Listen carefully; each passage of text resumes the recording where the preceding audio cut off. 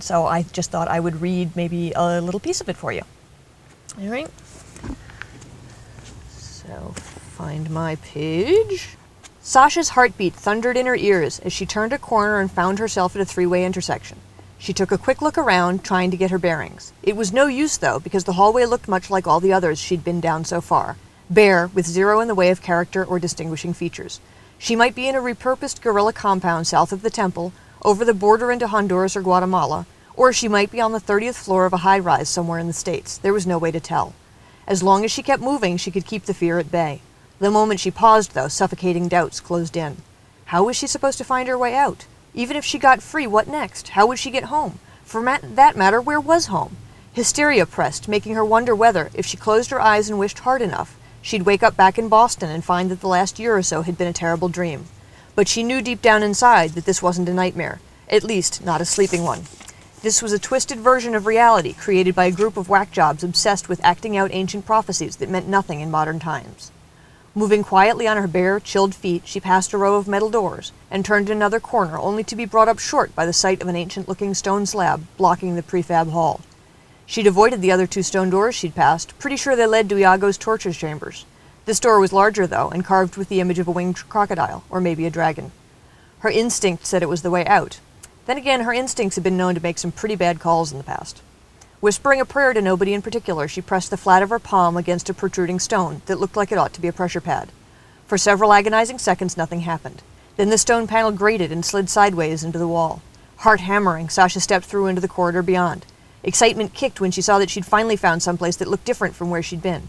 The hallway was more like a tunnel or a passageway in some ancient ruin. The walls, floor, and ceiling were made of interlocking stone blocks, some carved with worn motifs she didn't recognize, others rubbed smooth, the whole of them pieced together in a pastiche of carved and uncarved sections, as though assembled from several older sources. Light came from bare bulbs hanging off an electric line that was bolted to the low ceiling. There was another doorway at the far end, steel again. What the hell was this place? Doesn't matter, she told herself. What matters is getting the hell out of here. When she did, she was going to find some cops, or mercenaries depending on where she was, and she was going to come back and kick Iago's ass.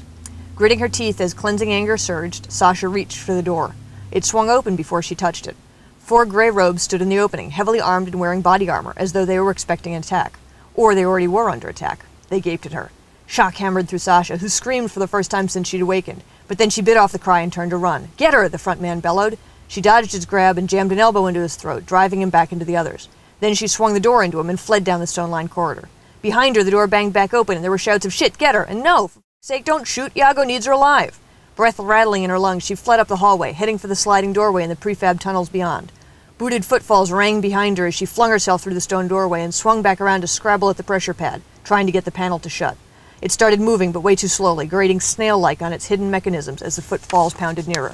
Faster, damn you! She hit the button again. Fear sizzled through her, along with the sudden certainty she wasn't ever going to get out of here. That Iago was going to leave it. A pair of strong hands yanked her away from the door. "Come on!" A stranger dragged her down the corridor, hauling her to a stumbling run, but she was barely aware of moving. Her entire attention was focused on the man who had come to her rescue. He was wearing black paramilitary gear over a black muscle shirt and bristling with weapons. But that wasn't what had her brain vapor-locking. What had her in a state of paralyzed shock was the fact that he was freaking huge, he was freaking gorgeous, and he had dark, wavy hair and the eyes the same green as the pine forests of Maine and the man in her dreams. So that was an excerpt from Skykeepers. It comes out in August 4th to be exact, and I hope you'll check it out. This is author Jessica Andersen, thanking you for spending some time with me.